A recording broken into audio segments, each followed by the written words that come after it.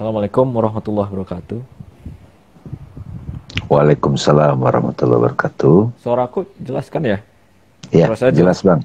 Ya. Oke. Volumenya gimana? Nggak terlalu kenceng kan?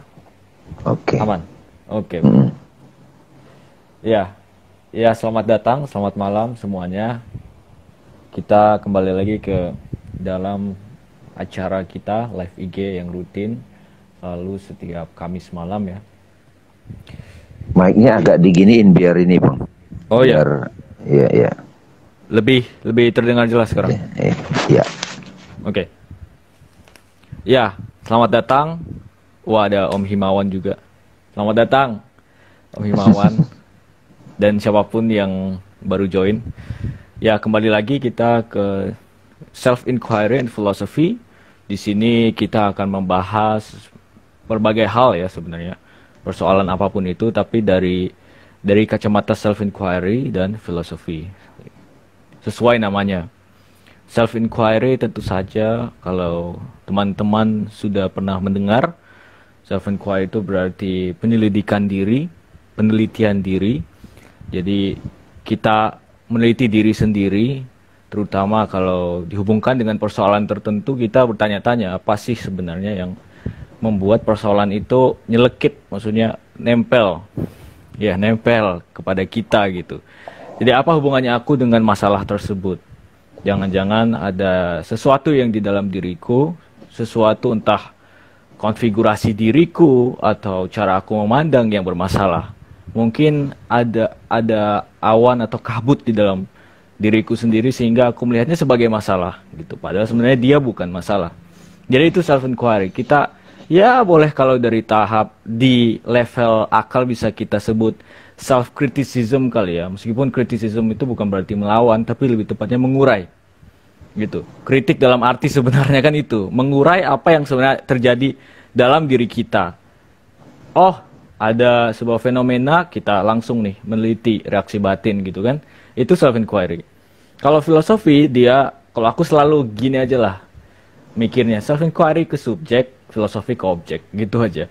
Kalau filosofi, jadi oke nih ada fenomena, kita teliti betul, yang kita urai, yang kita kritik fenomenanya. Objeknya tuh yang kita pretelin. Kalau filosofi gitu. Nah, kalau self inquiry itu diri kita yang kita pretelin. Nah, apa hubungannya? Nah, disitulah yang kita harapkan pengetahuan datang dari situ.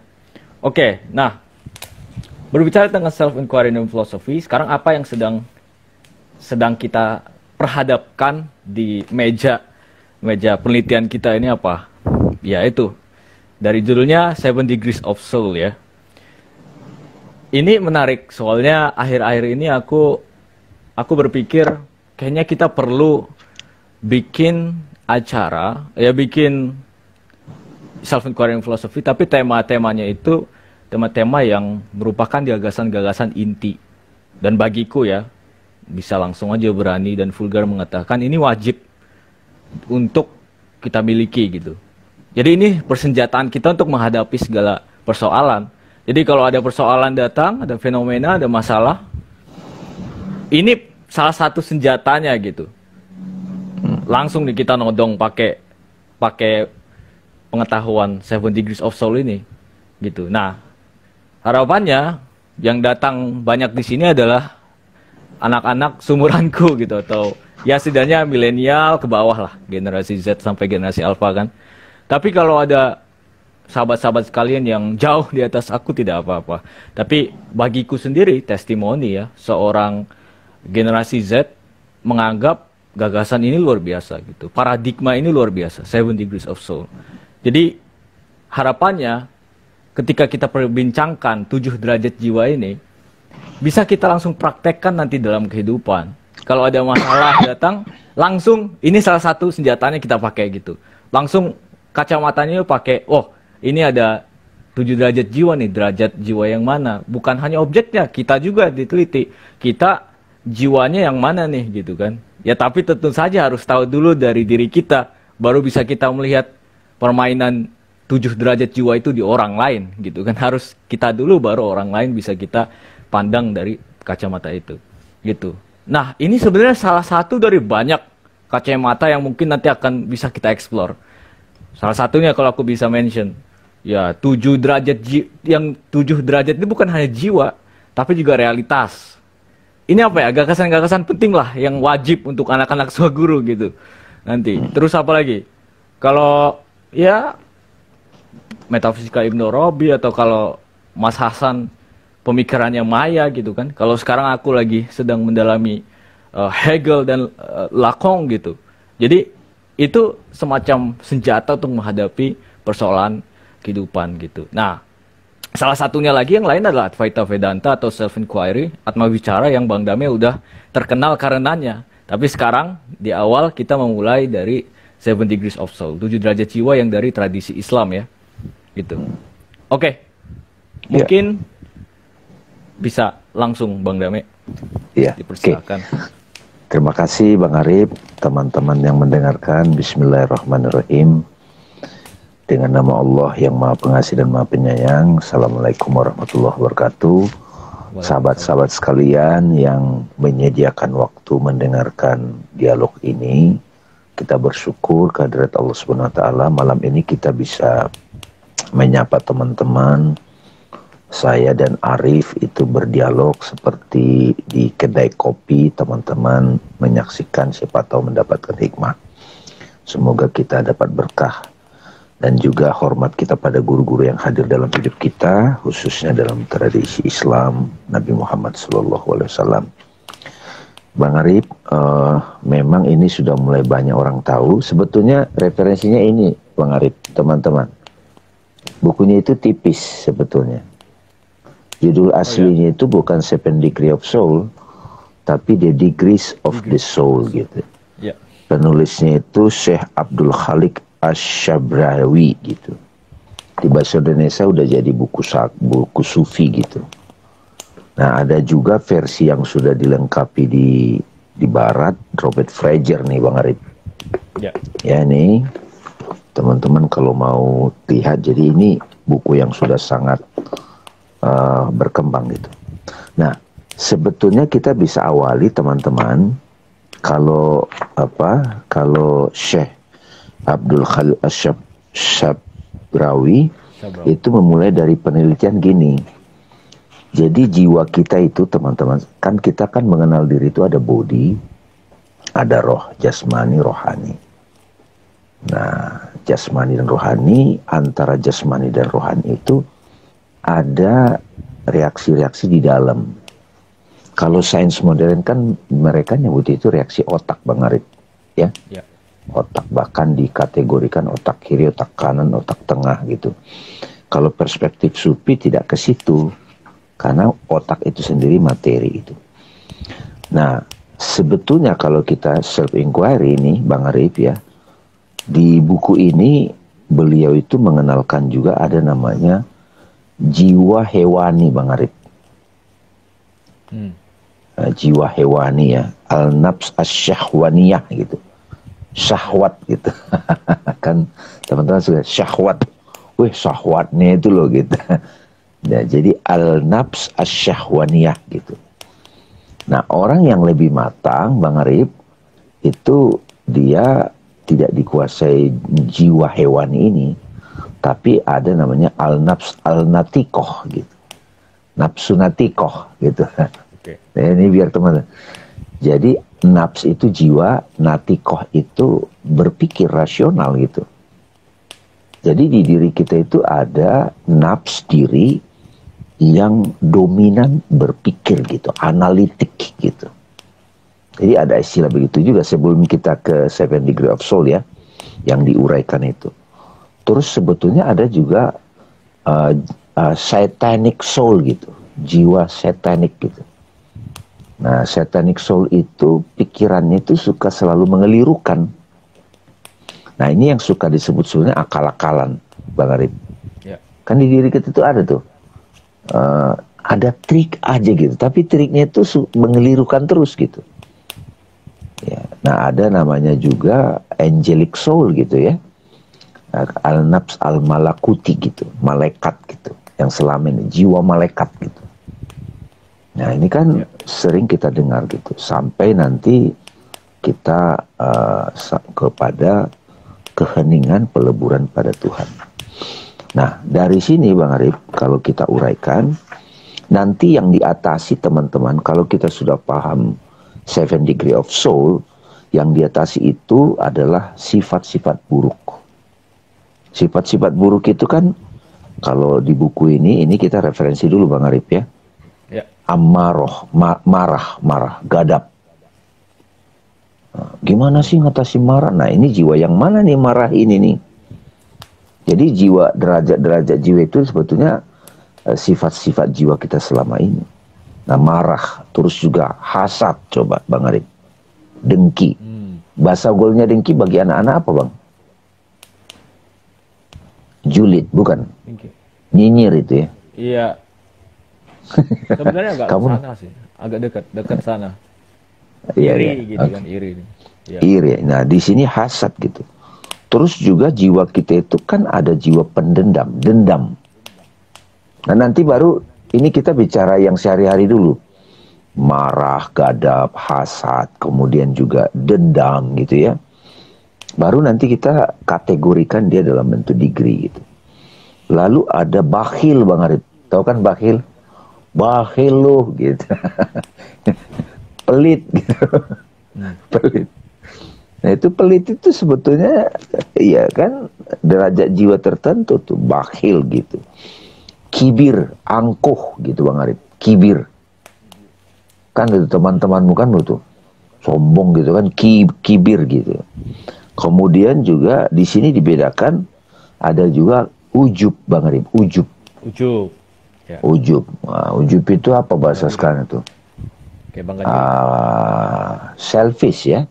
Bangga diri ya. Cakap juga ya gue, ya gitu. Gue senang banget aja. Senang banget muja diri gitu. Pintar juga gue gitu. Terus ada juga gurur teman-teman. Gurur itu terperdaya, gampang dikibulin Bang. Ya kan, kamu kan tahu Bang itu, ada orang gampang dikibulin. Tapi juga teman-teman sekalian yang mendengar ini, ada orang yang gampang dikibulin itu massal gitu loh.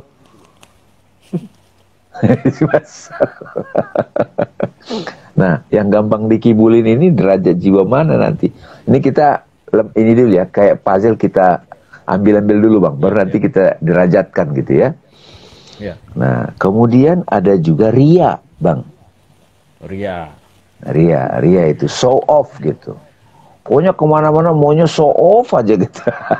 Bisa dari pakaian, barang-barang, penampilan, pokoknya banyak deh show off aja. Kalau mau mulai show off gitu, bilangnya bukannya mau ria ya gitu. Tapi ya habis itu ria. Langsung dinegasi.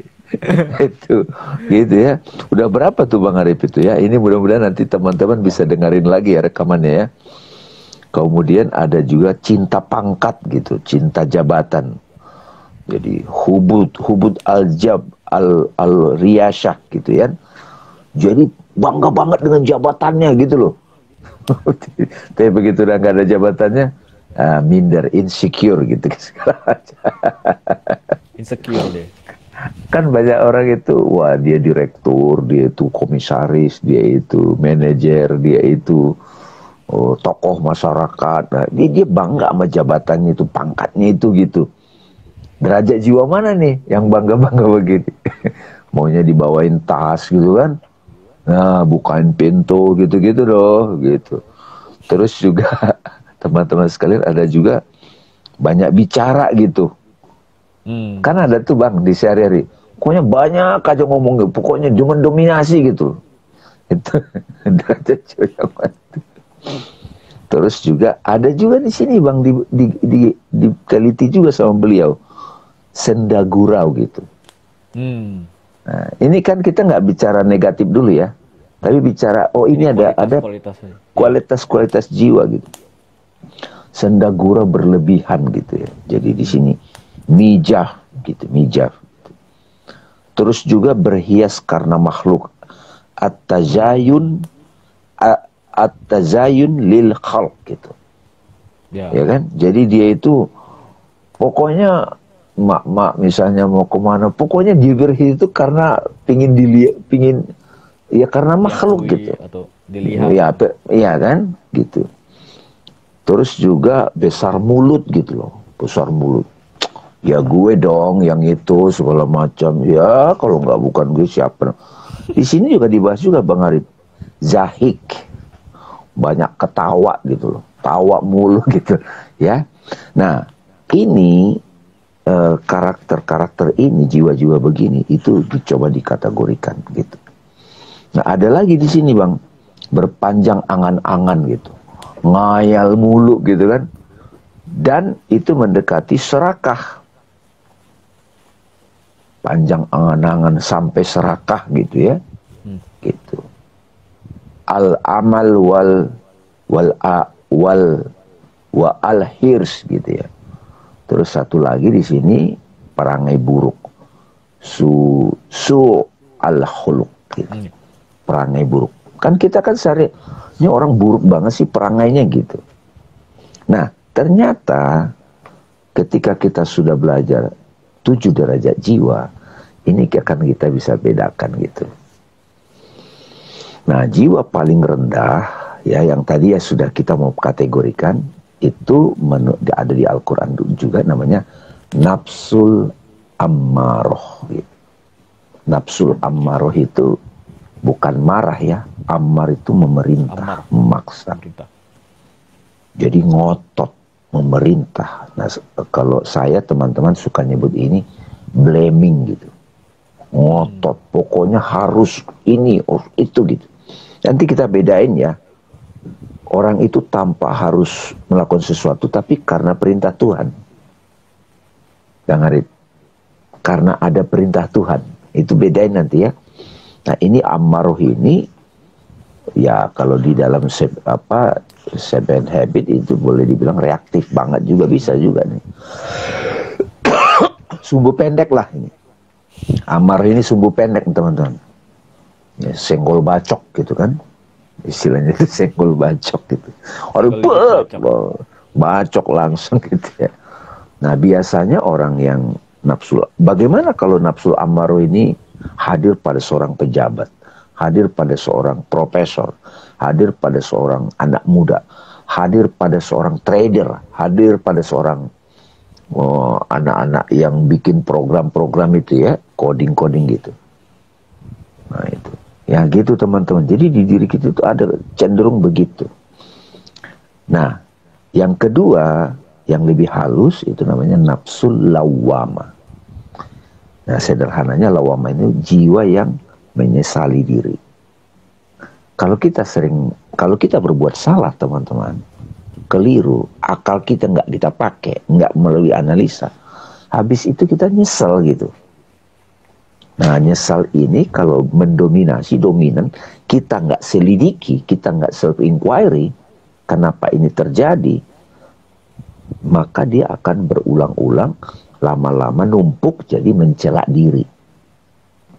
Kalau mencela diri lama-lama pingin, nggak ada gunanya aku hidup, mati aja deh, gitu deh. Gantung diri aja deh, gitu. Sedih berkelamaan gitu. Trauma-trauma banyak itu di nafsu lawwama ini teman-teman.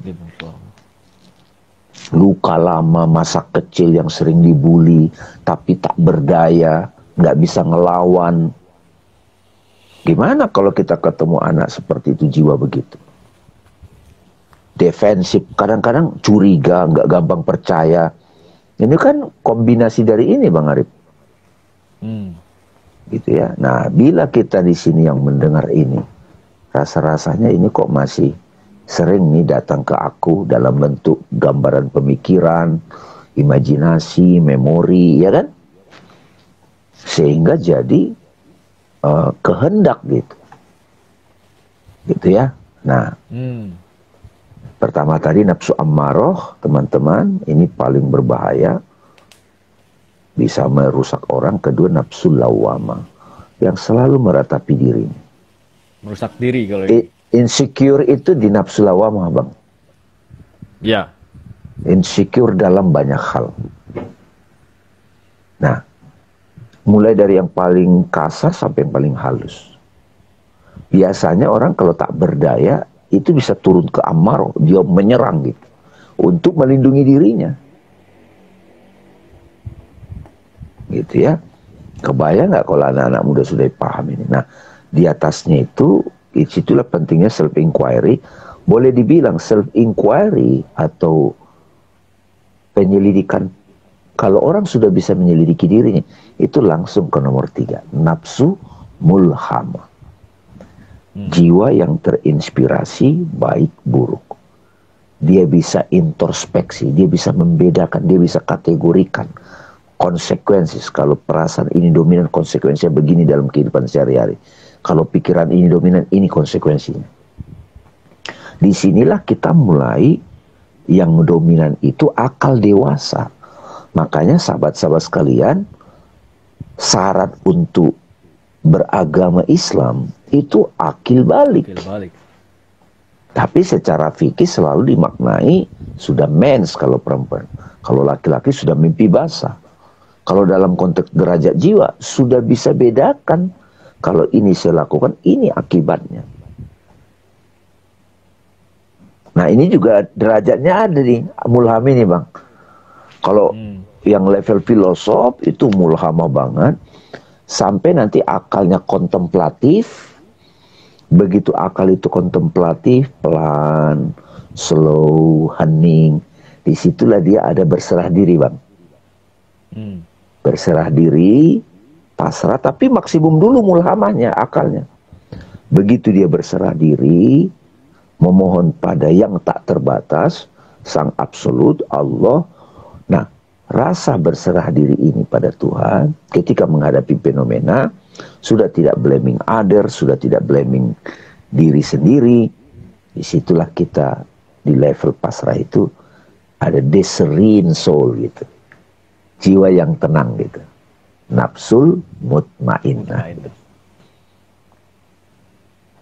Nah, nafsul mutmainnah ini disinilah diundang nih. Jiwa ini diundang oleh Tuhan. Muncullah surat Al-Fajr itu. Ya ayatuhan nafsul mutmainnah. Wahai jiwa yang tenang gitu. Jadi bukan logika yang dipanggil Tuhan bang. Kalau logika itu kita masih, individu kita masih berasa mampu menyelesaikannya. To solve. Ya memang akal ini bisa memecahkan masalah. Tapi tidak semua. Tahu-tahu kita sudah berbuat baik pada dia, ditusuk dari belakang. Kok bisa ya logika kita kan? Kalau kita berbuat baik, mestinya balasannya berbuat baik dong. Tapi saya sudah membantu dia, tapi kok saya ditusuk dari belakang, gimana sih cerita? Turun langsung ke bawah, amarah. Atau aku nggak nyangka ya dia begitu. Nah, kecewa di dalam, nyesek. Itu bisa jadi penyakit loh. Bisa jadi cancer itu. Nyesek gitu. Nah, orang yang sudah mulai terbiasa hening, meditasi, berserah diri, pasrah. Dari situ dia sampai pada nafsul mutmainnah. Nah, jadi Bang Arif kalau ke teman-teman, sahabat-sahabat sekalian, orang tua juga yang menemani anak, kamu gimana ya caranya tenang dengan mudah? Itu sebenarnya nanya, gimana dia ke mutmainnah? Iya.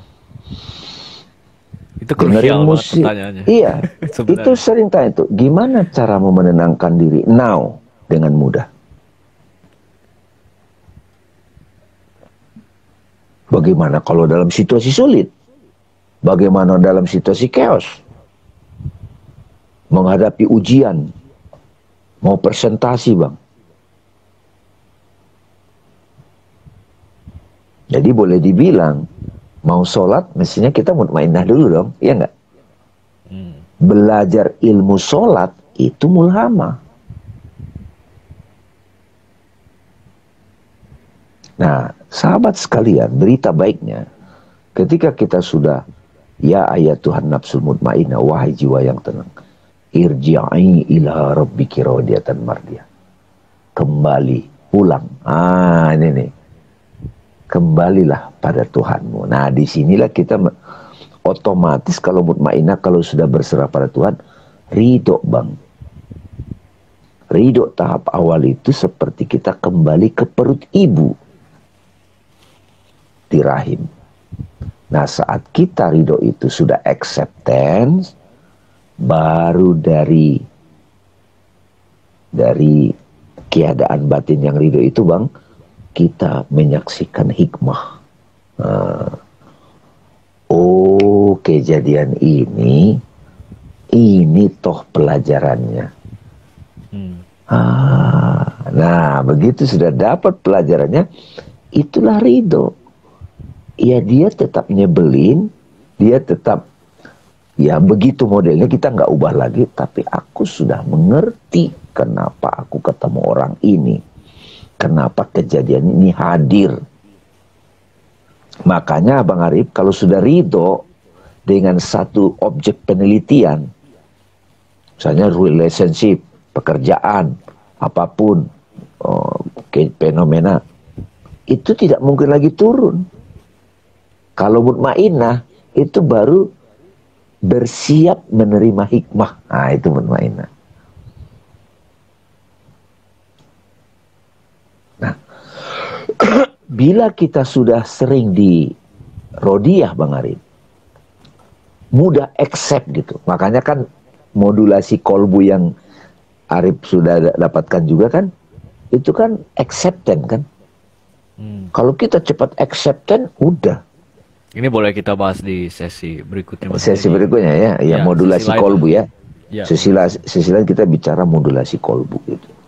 Nah, jadi mutmainah itu pintu kolbu, begitu masuk lebih dalam, itu jadi ridho, clear semuanya. Makanya sebenarnya sehari-hari kalau kita dengar, oh kamu kerja karena apa? Mengharapkan ridho Allah. Coba. Berbuat baik mengharapkan ridho Allah. Tapi kalau kita pamer, turun lagi ke bawah yang tadi kita bahas di awal itu ya. Show off, ria, itu bukan ridho tuh. Ujub gitu-gitu. Nah, yang menarik Bang, kalau kita udah sering dapat wisdom, sudah Rodiah, tahu nggak apa yang terjadi Bang? Tuhan, Allah, sumber dari segala kemuliaan, itu memakai kita memberkati orang. Itu namanya mardiyah. Rodiatan mardiyah. Makanya mardiyah lebih dekat dengan roh kan, dengan Tuhan. Tiba-tiba kalau orang itu ngomong, kok didengar ya? Gitu Bang Arif. Tulisan orang yang mardiyah itu menginspirasi, dan itu meskipun jasadnya sudah expire, itu tetap dibaca orang. Kitab Imam Al-Ghazali yang Ihya Ulumuddin Bang, itu diridhoi Tuhan. Makanya sampai sekarang masih dibaca orang gitu. Tapi tulisan yang untuk membenci, memaki-maki, enggak dibaca orang lagi gitu. Hilang, tenggelam. Jadi bisa dilihat karya mardiyah Bang.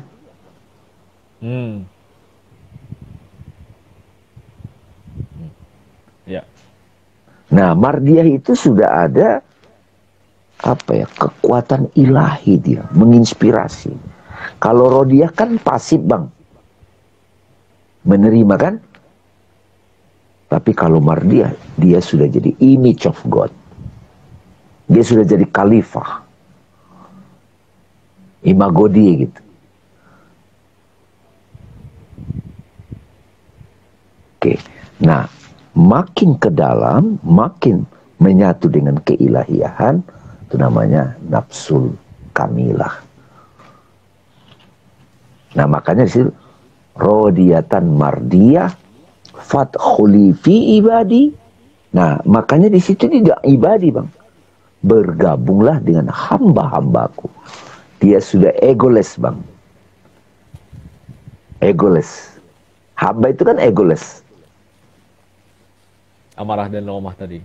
Iya, iya, udah egoless. Rodiatan mardiyah fadkhuli fi ibadi wadkhuli jannati.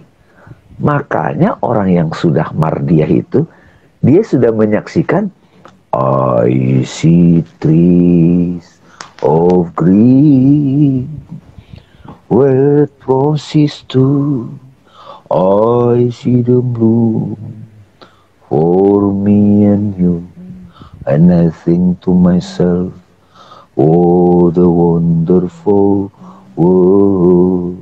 Gitu. Nah, kalau kita kategorikan 7 derajat jiwa ini, sahabat-sahabat yang sering mendengar ya, saya mulai kenalkan self inquiry. Setiap ada peristiwa, fenomena, respon kita apa? Ego, nah itu nafsu ammaro dan nafsu lawamah. Kalau akal, dia netral menganalisakan, mengamati kan? Atau kolbu, kolbu itu mutmainnah, rodiyah, mardiyah, kamilah. Nah sekali orang ngeh dengan ini, maka dia akan pakai kacamata apa menghadapi itu? Kacamata ammaroh, ini konsekuensinya. Kacamata lawamah, kacamata mulhamah, kacamata mutmainnah, rodiyah, mardiyah, kamilah, gitu.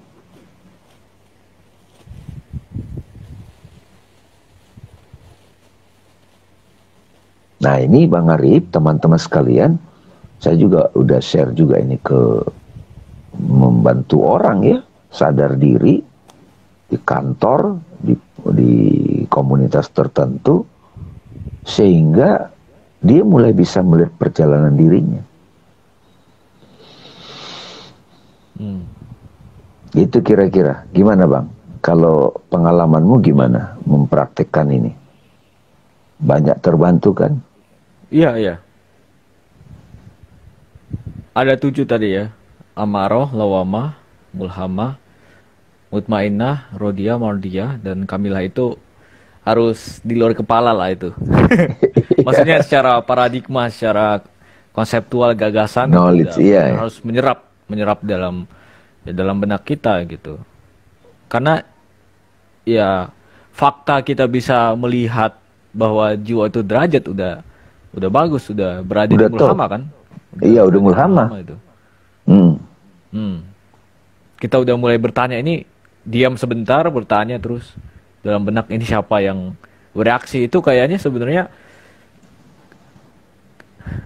sulit dibayangkan kali ya sama kebanyakan orang gitu, maksudnya yang belum. Padahal mudah ya Bang Arif ya. Padahal mudah iya sebenarnya ujung-ujungnya mah gitu. Ujung-ujungnya mudah, itu sesuatu yang obvious, sangat jelas sekali harus kita lakukan setiap kali dihadapkan sebuah peristiwa. Mudahnya itu analoginya seperti kita di kamar gelap, kita tidak tahu apa-apa di sana, tiba-tiba dapat cahaya. Begitu kita sudah punya cahaya, kita tahu kita berdiri di mana, ya nggak Bang? Itu Bang Arif kan sering bilang, fungsi cahaya ada 2, untuk melihat eksistensi lain. Jadi kalau di hutan kita bawa senter, kita bisa melihat yang lain, itu cahaya. Tapi juga cahaya membuat kita tahu kita ada di mana. Nah, 7 derajat jiwa ini itu membuat kita tahu kita reaksi dari mana, dan kita juga bisa tahu orang lain, ya enggak? Iya, iya. Betul. Bahkan Bang Arif, dialog WA, kalau misalnya ada WhatsApp group, misalnya dialog di situ, itu chattingan itu kita bisa baca tuh. Karena kalau orang sudah di mutmainnah, alert namanya, dia bisa mengamati meanness, tapi dia stay peace gitu. Itu takwa. Ya, alertness. Bukan payah nih orang. Nah, itu udah bukan jadi alertness. Payah nih orang sampai ada kecenderungan menilai buruk, judging, itu udah nggak alertness. Dan ini kayak ombak terus, batin kita tuh kayak ombak laut. Nah, makanya kalau ke Vedanta Bang Arif, dia nggak bahas 7 derajat jiwa begini. Dia cuma kategorikan mana laut, mana ombak gitu. 7 derajat jiwa itu ya tarian laut. Amarah Kalau lawamah. Amarah dan Amah, Mulhamah juga. Semuanya Oh Bang. ya ya, I see, I see. Iya, I see, ya ya maksudnya. Mardiyah itu lebih Ya. pure gitu kan. Hmm. Nah, kalau kita sadar laut sebagai air, itu yang disebut kesadaran murni.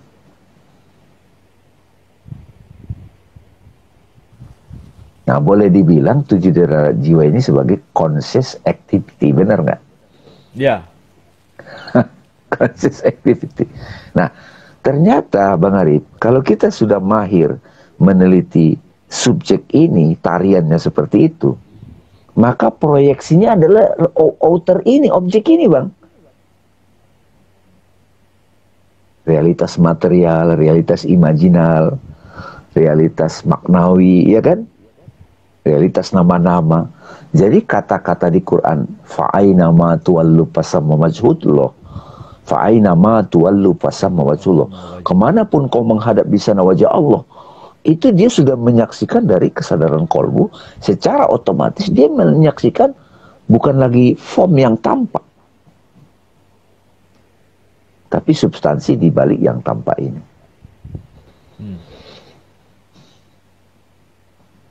Nah, latihan, sahabat-sahabat sekalian, setiap hari latihan. Respon.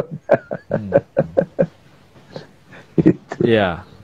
Tadi Bang Dame sempat nyebut ya itu tadi derajat mungkin derajat realitas di luar bisa kita bahas lagi ya nanti di kesempatan berikutnya. Tapi sebenarnya kalau begini-gini lebih enak pakai visualisasi sih ya. Kalau di IG Live agak sulit, tapi sebagai pengantar aja lah untuk mengusik paradigma kita. Jadi kita diajak untuk meneliti gitu kan. Ya untuk inilah biar ajakan ini sebenarnya gitu, ajakan untuk teman-teman yang resah di masa-masa sekarang ini gitu.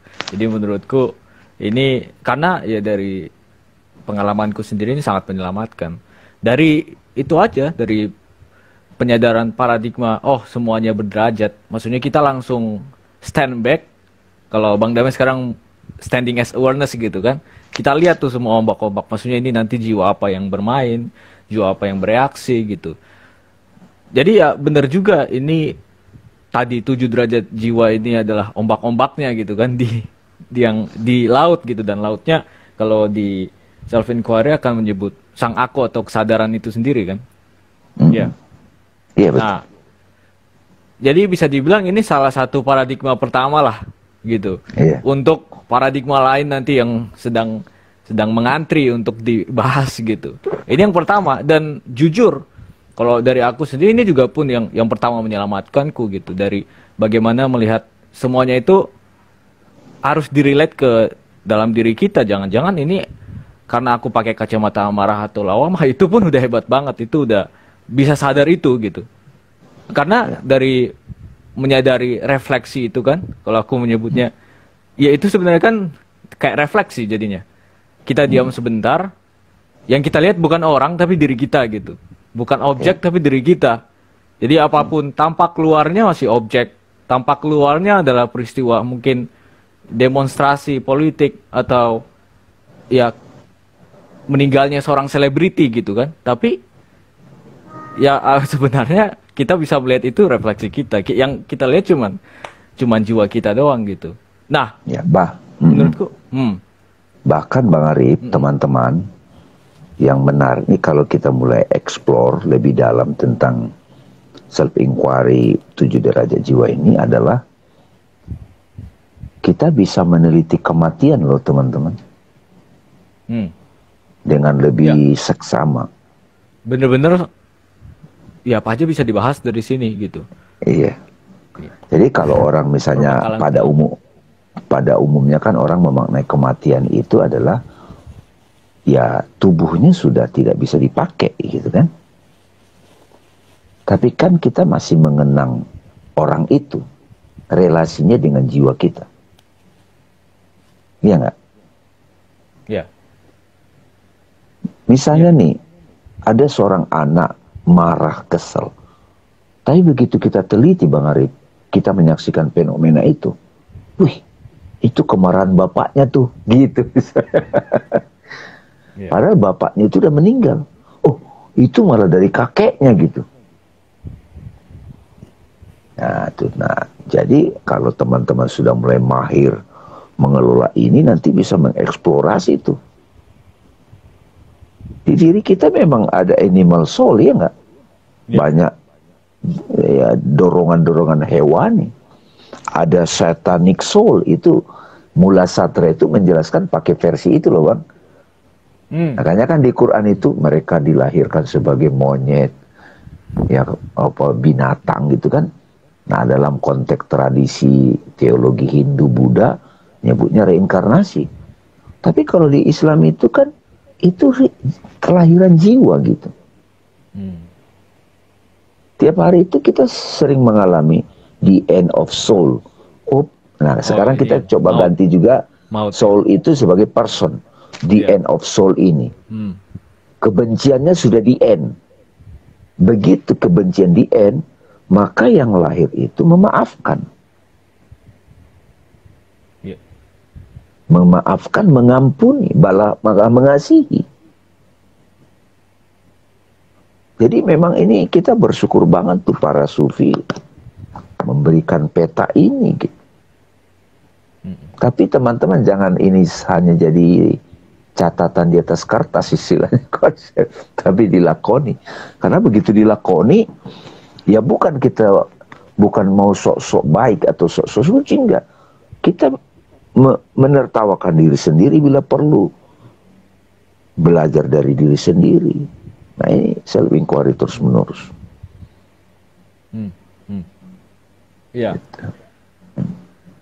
Iya, menurutku ini formulasi dengan derajat ini membantu sih. Membantu kita menggambarkan juga gitu. Membayangkan juga. Kan kalau Atma Vichara itu langsung aja. Dan nggak berbicara derajat kan. Nggak bicara lapisan, pokoknya udah. Yang ada ini, terus itu kita adalah gitu. Transformasi kan. Nah, kalau ini membantu untuk ya formulasi pikir konseptualnya gitu. Dan jadinya ya karena dia dipisah-pisah, dipilah-pilah, kita bisa lebih detail jadinya. Oh, ini apa nih yang ini gitu kan. Jadi pas kita memeriksa juga semuanya main, semua fakultasnya gitu kalau bahasa filsafat, ya kan? Bukan hanya indera kita doang, tapi juga pikiran kita, perasaan kita, intuisi kita, semuanya main. Dan itu bisa kita sadari gitu. Nah, bayangin Bang Arif kalau ya ini teman-teman sekalian, soalnya di Swaguru ini kita mau mulai share ini kepada anak-anak muda gitu. Kalau mereka ngerti dan mereka bisa praktekkan, nanti kan akan terjadi kalau kita berbeda pandangan, kita bisa saling menghormati, kita bisa saling melengkapi satu dengan yang lain. Karena setiap jiwa itu unik. Kalau Om Beben bilang almarhum, setiap jiwa itu not gitu kan. Tidak ada not yang jelek gitu. Di level ini Bang, kesadaran ini, amarah itu bukan kejelekan loh. Kalau orang yang sudah sadar, terkesan dia kayak marah di luar, tegas, itu bukan amarah yang tadi kita dari bawah menelitinya Bang. Tapi keadilan.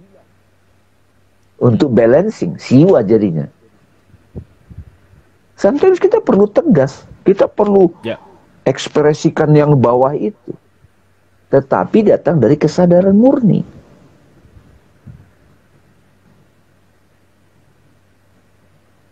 Ya, jadi letak perbedaannya mungkin kalau amarah itu masih ada kesadaran, masih ada kecenderungan kita yang mengatur gitu. Maksudnya kita yang beraksi. Individu yang beraksi gitu. Personnya. Nah, tapi kalau dia sudah dari atas, orang lain menyebut itu kayak marah, tapi kalau orang yang bijaksana itu sebenarnya keberanian. Karena kalau di medan perang kan kita harus berani Bang. Harus dibangkitkan huluknya itu. Nah, berarti apa? Kemarahan yang bisa dikelola, itu jadi keberanian, jadi wisdom, jadi keberanian, jadi keadilan, justice. Nah, di Al-Fatihah itu kan Malik Yaumiddin itu ada satu yang menguasai hari pembalasan. Iya. Bismillahirrahmanirrahim. Alhamdulillahirrahmanirrahim. Ar-Rahmanirrahim. Malik yaumiddin. Malik. Nah ini silakan di apa ya? Dipraktekkan.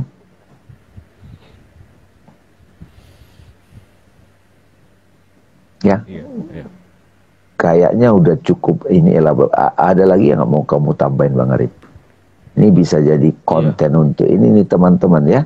Nah mau dikasih contoh nggak kira-kira? Contohnya gini sebetulnya. Ini sebenarnya analogi yang simple tetapi membantu untuk memahami diri kita sudah di derajat mana dominannya. Saya sering kasih contoh teman-teman kalau bangun pagi misalnya kita ke toilet melihat muka kita di cermin, tiba-tiba muka yang tampak di situ itu rambutnya berantakan, lepotan, kotoran mata. Kita langsung memarahi cerminnya bang. Ini jelek banget nih cermin. Nah itu amarah tuh. Wah, nggak ada cermin yang bagus. Kita keluar ruang tengah. Kita lihatlah cermin lagi. Ini juga jelek banget. Jadi kemanapun dia menemukan cermin, dia akan selalu melihat wajah yang jelek di cermin itu. Nah, itu amarah tuh. Nyalain orang mulu. Nafsu almarah kan? Kalau nafsu lawamah apa? Begitu dia dilihat di cermin, ya muka gue jelek banget ya. Nah, meratapi diri melulu gitu, itu lawamah tuh. Seolah-olah dia paling menderita di dunia gitu. Jelek banget ya muka gue. Tapi berhenti di situ. Nah, kalau mulhama apa? Dia lihat mukanya di cermin. Nampak kan jelek. Dia karena akalnya main, makasih ya cermin.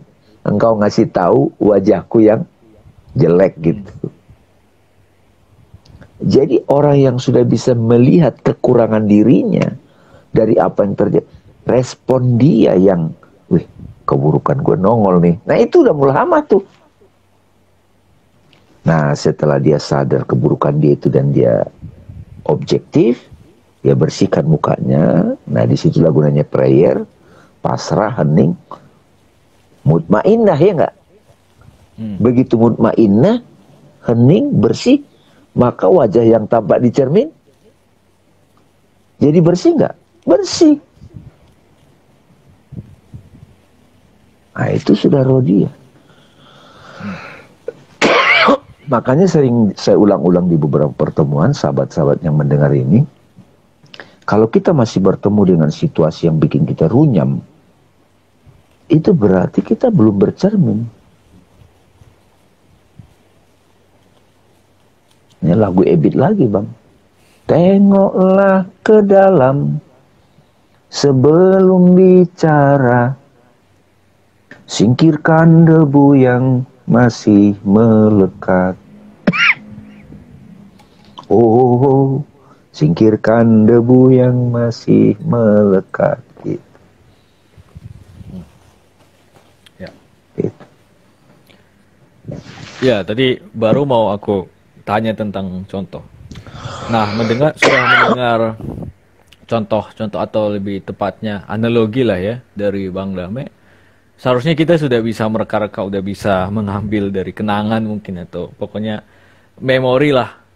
Tadi contoh-contohnya itu di real life kita masing-masing, pengalaman kita masing-masing. Kapan kita pada suatu fenomena, suatu peristiwa kita bereaksi dengan amarah, dengan lawamah, dengan mulhamah dan seterusnya gitu kan.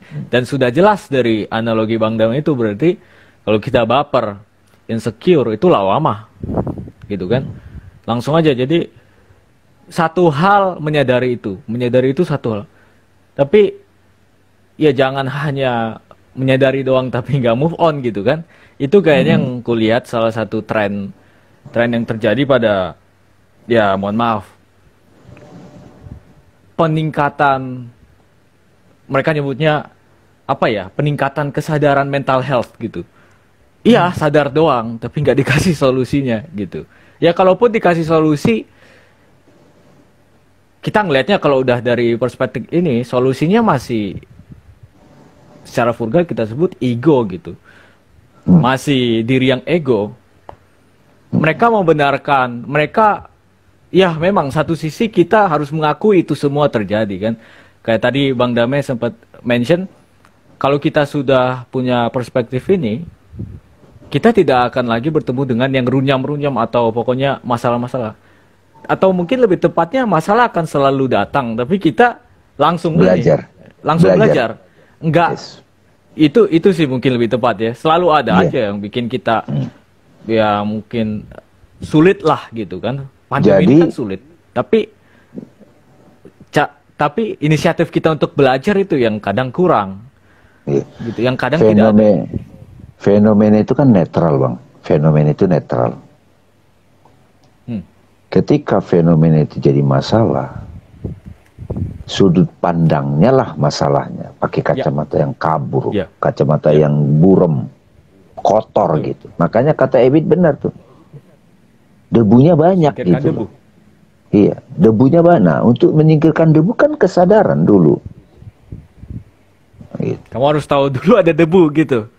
Iya. Harus tahu dulu ada debunya, baru kamu bersihin. Nah, ini kebanyakan Ya, Mau bersih yang menarik apa? lagi, Bang, fenomena tadi netral. Begitu dilihat itu sebagai masalah, berarti sudut pandangnya. Ya. Tapi bagi orang yang sudah stay di kolbu atau alertness, takwa, fenomena itu jadi pembelajaran.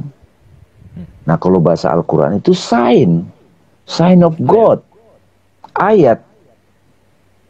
Jadi fenomena layar pertama bagi mereka yang sudah dimulhama dan mendekati kolbu, ini ayatnya Tuhan.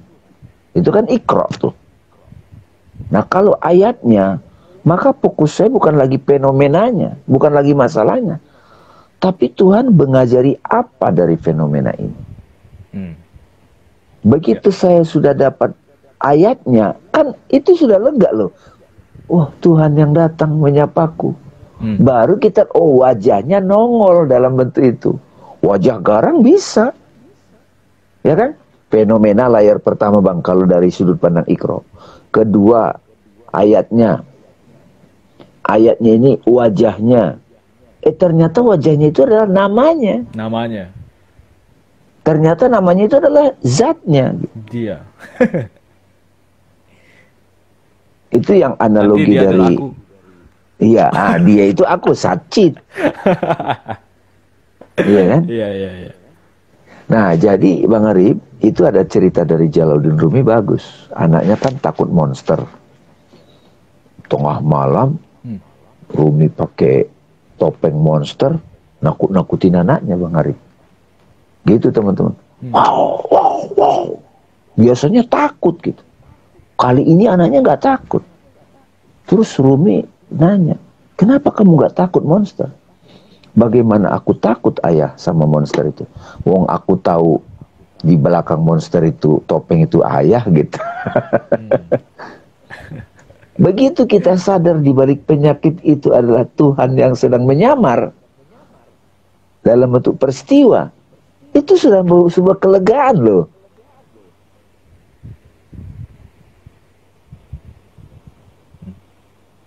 Tinggal bersabar aja gitu. Karena kita lagi disembuhkan, kita lagi dimatangkan gitu. Nah, syukur-syukur kita bisa bertemu seseorang yang sudah matang, menemani kita ngobrol gitu. Nah, itulah sebenarnya swaguru. Guru akan menemani murid untuk matang. Setelah itu guru akan mengasih, kamu juga bisa loh. Ya. Itu swaguru mau mengasih tahu itu. Bukan menciptakan si murid itu tergantung terus pada gurunya. Salah satu kebahagiaan seorang guru adalah ketika murid itu sudah bisa berguru pada guru sejati dalam dirinya. Itu analogi yang bagus dari kisahnya Mahabharata. Krishna ngajarin Arjuna. Atau Khidir ngajarin Musa gitu. Atau Syam Tabriz menemani Rumi gitu. Atau Sokrates menemani Plato gitu. Jadi dalam perjalanan hidup kita itu akan hadir seseorang yang menemani perjalanan kita untuk bangun. Ya. Gitu. kira-kira. Nah itu sebetulnya teman-teman substansi yang mau dikenalkan guru. Karena pendidikan formal di sekolah ngajarin teknik informasi di YouTube udah ada kan, tutorial masak aja ada di YouTube. Tapi guru itu mengajari kehidupan. Oke, kira-kira Bang Arif kita udah ngolor ngidul juga kemana-mana. Tapi substansinya udah dapat. Mudah-mudahan ini bisa jadi satu konten yang bisa ditonton berulang-ulang sampai mahir. Dan sahabat-sahabat, karena saya tidak pernah bosan-bosan menjelaskan ini, karena semakin diterangkan semakin mengerti gitu. Apalagi dilakoni dalam kehidupan. Ya, mudah-mudahan ini masih ada 21 orang masih mendengar. Bagi saudara-saudara yang ingin mengetahui ini, nggak bisa menerangkannya, misalnya, ya bisa nonton lagi dialog ini. Makasih Bang Arif, makasih teman-teman. Silakan Bang Arif mungkin ngasih closing statement. Ya, jadi itu tadi kan udah deras di sini ada kata-kata derajat ya. Wah, Kak Meta. Thank you. Mantap. Dengerin dari awal kan nih? Iya. Didengerin lagi aja Mbak Meta ya. Ya, jadi kalau dari ya seperti yang udah kita dengar tadi lah, itu kan ada derajatnya itu. Kalau saya sendiri sih mikir lebih bagus ini kalau ada visualisasinya gitu. Nah, ini kan kita hanya ngawang-ngawang nih, kita berdua benar-benar bertumpu pada kemampuan imajinasi para hadirin sekalian nih, gimana bisa menyusun tadi derajat-derajat itu, derajat jiwa-jiwa tersebut gitu. Nah, kalau ada visualisasinya lebih seru kayaknya. Jadi kalau aku sih memperlakukan ini sebagai pengantar kali ya. Maksudnya pengantar untuk orang yang mungkin udah sering dengar juga. Tapi nggak apa-apa. Ini Mbak Intan nih komentar. Mbak Intan, aku dengerin dari awal jadi lebih mantap lagi. Makasih Mbak Intan udah hadir. Iya, selalu lebih mantap gitu. Benar. Jadi yang menyampaikan dan juga yang menerima itu selalu dapat. Karena knowledge itu bukan hanya episteme kan. Kalau aku pernah bilang maksudnya aku pernah baca dan juga menjelaskan di epistemologi. Kalau ada yang pernah ikut Zoom epistemologi. Jadi kalau kata Aristoteles, kebijaksanaan atau pengetahuan sejati itu gabungkan episteme sama nous gitu. Ini masih episteme, masih teoritis. Nah, bahwa nanti akan ada sesuatu yang datang tak terduga tiba-tiba, itu nous-nya. Ketika mereka berdua bergabung, kita udah siap nih epistemenya, nous-nya datang baru Sofia. Dan kita semua di sini harapannya menjadi filosofia, para pencipta kebijaksanaan, pencipta pengetahuan. Pengetahuan apa? Pengetahuan yang tadi itu. Bukan hanya teoritis tapi juga nous itu. Aku selalu gitu sekarang kalau melihat itu. Ya, ini diulang-ulang lagi, tapi ya langsung aja mikir, bukan itu kok pengetahuannya. Bukan teori itu kok pengetahuannya. Pengetahuan itu yang tiba-tiba muncul aja nanti. Kehadiran itu pengetahuan. Epistemi, nous sama Sofia ya. Iya, itu hasilnya. Sofia itu kan ya dari kata filosofia itu. Hasilnya Sofia. Itu yang semua manusia rindu akan Sofia itu gitu. Nah, ini sekarang epistemenya nih. Dan aku yakin beberapa pasti ada yang mengalami nous-nya gitu. Jadinya di sini pun terjadi pengalaman akan pengetahuan atau kebijaksanaan yang bisa dipegang gitu loh. Oke. Kayaknya itu saja. Ini bisa jadi pengantar, bisa didengar-dengar ulang biar lebih detail. Dan niatnya kita akan membuat kajian lagi ya, kajian Zoom lagi. Insya Allah ini mungkin bisa kita angkat lagi di sana. Jadi lebih detail. Nah, harapannya teman-teman yang kalau orang tua mungkin bisa mengajak anak-anaknya, dan kalau yang anak muda, lu harus ikut ini ya, gitu. Lu harus ikut lah pokoknya. Soalnya bagi gua ini luar biasa banget lah. Ilmu ini luar biasa banget. Ya bolehlah psikologi diketahui, tapi ini pun juga psikologi kan, dari psikologi Islam gitu, ya. Dan ini psikologi sufi. Iya, psikologi sufi. Gua bersaksi ini menyelamatkan banget sih. Menyelamatkan. Ini udah cukup lah. Ya mungkin ada yang pakai self inquiry ya kan, ada yang mungkin sama Mas Hasan pakai Maya gitu. Kalau aku psikoanalisis. Nah, tapi yang ini nih, ini bisa jadi batu loncatan pertama untuk bisa melihat segala. Nanti ada banyak ilmu-ilmu yang sama, intinya sama tapi mungkin kamu lebih cocok dengan yang itu apa yang ini gitu. Kalau aku sekarang sendiri sekarang mendalami psikoanalisis, tapi selalu dituntun oleh seven degree of soul ini. Jadi ini luar biasa. Oke, kayaknya dari aku itu saja. Terima kasih. Mohon maaf kalau pasti ada kekurangan ya. Mohon maaf sebelumnya dan pokoknya teman-teman terima kasih. Semoga berkah, semoga bisa bermanfaat ilmu ini. Terima kasih Bang Dame. Iya, terima kasih semuanya teman-teman. Assalamualaikum warahmatullahi wabarakatuh. Waalaikumsalam warahmatullahi wabarakatuh.